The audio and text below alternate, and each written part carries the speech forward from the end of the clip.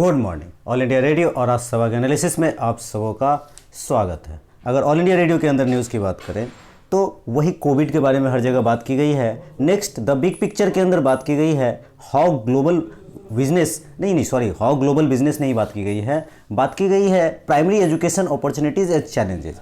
इसमें वही बात की गई है कि टीचर इज़ नॉट प्रिपेयर्ड, मतलब अभी के हिसाब से ऑनलाइन लर्निंग के हिसाब से प्रिपेयर्ड नहीं है। एनिमेटेड वीडियोज़ बना करके और एनिमेटेड क्वेश्चन बना करके और इकोसिस्टम डेवलप करके एक नए डायमेंशन से आगे बढ़ाया जा सकता है और कुछ खास नहीं है। नेक्स्ट देश देशांतर के अंदर जो बात की गई है वो देश देशांतर के अंदर बात की गई है चेंज इन लेबर लॉज। इसको डिटेल से डिस्कस करेंगे, तो चलिए डिस्कशन स्टार्ट करते हैं। पहली न्यूज़ जो है हमारे पास और आखिरी न्यूज़ कह सकते हो, असल में हुआ क्या है कंटेक्स्ट पहले समझने की कोशिश करते हैं।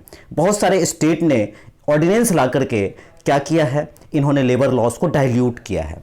आखिर ये डाइल्यूट करने की ज़रूरत क्यों पड़ी, डाइल्यूट करने की ज़रूरत भला क्यों ना पड़ी, ये भी सोचने वाली बात है। जैसे कि सेक्शन 51 हो गया या 54 हो गया या 56 हो गया या 56 हो गया, ये 51, 54, 56, हाँ, ये जो दो तीन सेक्शन हैं इनमें जो है सो बदलाव किया गया। आखिर ऐसा क्यों, आखिर इसलिए ऐसा किया गया है क्योंकि अभी जो है सो वर्क ज़्यादा करने की ज़रूरत है। लेबर क्या है हमारे पास कम है, तो जाहिर सी बात है उनको वर्क ज़्यादा देना पड़ेगा। तो ये तीनों चारों सेक्शन हैं इसी से रिलेट करता है, वर्किंग आवर को रिलेट करता है। जैसे 8 से 12 घंटा काम कर सकते हैं, अभी 48 से 72 घंटा किया गया है सप्ताह में। तो परिस्थिति के अनुसार ये किया तो गया है, लेकिन सवाल यह है कि इस तरह की बातें लेबर लॉ के अंदर कैसे की जाती है।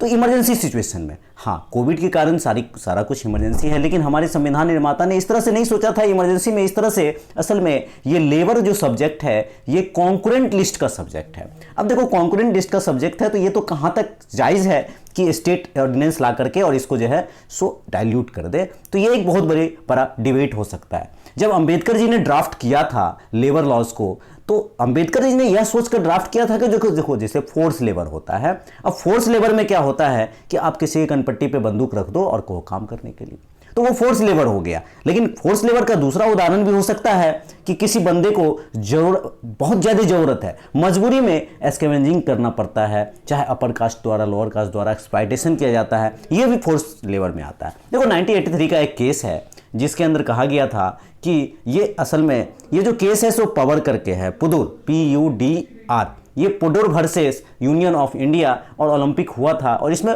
फोर्स लेबर को गलत तरीके से उपयोग किया गया था, काम करवाया गया था। सुप्रीम कोर्ट ने कहा था जबरन आप काम नहीं करवा सकते हो। हमारे संविधान निर्माता ने आर्टिकल 23 और DPSP का 43 दो आर्टिकल ऐड किया लेबर को प्रोटेक्ट करने के लिए। अभी रिसेंट न्यूज़ आपको पता होगा 44 लेबर लॉज को हम चार कोड में डिवाइड कर रहे हैं, जिसमें एक में तो बातचीत हुई है, बाकी 3 अभी भी स्टैंडिंग कमेटी के पास पड़ा हुआ है। तो फ्लेक्सिबिलिटी लाने की ज़रूरत है। स्किल्ड लेबर बहुत ज़्यादा बाहर जा चुके हैं, स्किल्ड लेबर हमारे पास नहीं है। तो किस तरह से मैन्युफैक्चर को आगे बढ़ाया जाए, श्रमिक को किस तरह से, देखो इंश्योरेंस वगैरह या फिर अनऑर्गेनाइज सेक्टर का तो और बुरा हाल है, इनको तो दिया ही नहीं जाता है। अवर ओला जो कैजुअल लेबर है आजकल बढ़ोतरी हो गई है।